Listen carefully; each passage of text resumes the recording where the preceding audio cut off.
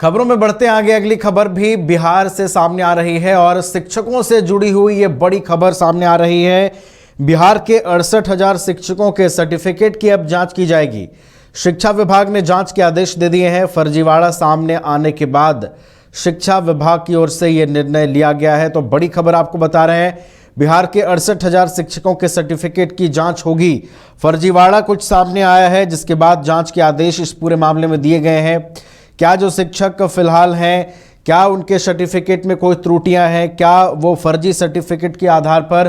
शिक्षक बने हुए हैं, ये तमाम सवाल अब उठने लगे हैं इस मामले को सामने आने के बाद। और अब शिक्षा विभाग ने चूंकि मामले के आदेश के जांच के आदेश दे दिए हैं, तो अब देखने वाली बात होगी कि किस तरीके से इस पूरे मामले में अब नई नई चीजें सामने आती हैं। जैसे जैसे जांच का दायरा आगे बढ़ेगा,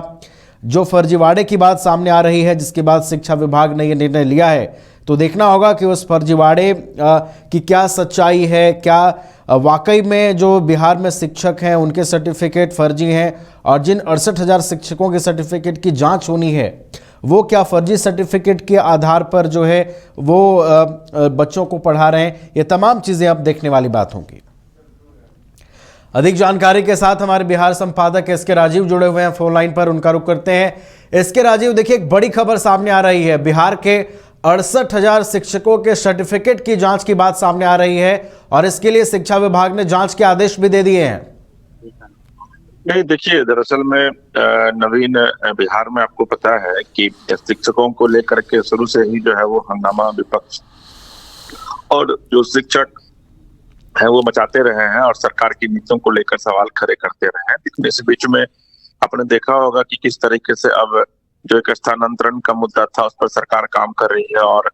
पहले लॉट में 165 शिक्षकों का विधिवत ऐच्छिक स्थानांतरण भी किया गया है। लेकिन उसके बाद सरकार जो है वो थोड़ी सख्त हो रही है और शिक्षा विभाग बिहार में लगभग 68,000 जो शिक्षकों की बहाली हुई है उनके फर्जीवाड़े की जांच करवाएगी, क्योंकि ये जानकारी मिली है कि बहुत सारे ऐसे शिक्षक बहाल हुए हैं जिनका की सर्टिफिकेट जो है वो ओरिजिनल नहीं है और फर्जी सर्टिफिकेट पर उनकी बहाली हो गई है और वो फर्जी सर्टिफिकेट पर नौकरी कर रहे हैं। तो ये मामला क्योंकि नया नहीं है, ये मामला बहुत पुराना है,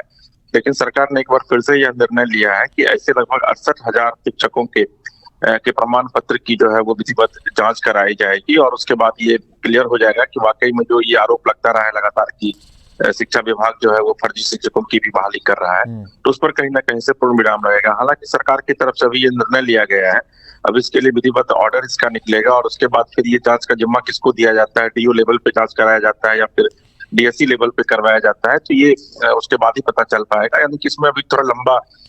वक्त लगेगा, लेकिन इतना तय है कि सरकार अब फर्जी शिक्षकों को चिन्हित करने के मूड में आ गई है। चलिए, तो फर्जी शिक्षकों पर अब कार्रवाई भी होगी, उन्हें चिन्हित करने के मूड में सरकार नजर आ रही है और बिहार के सभी जो नए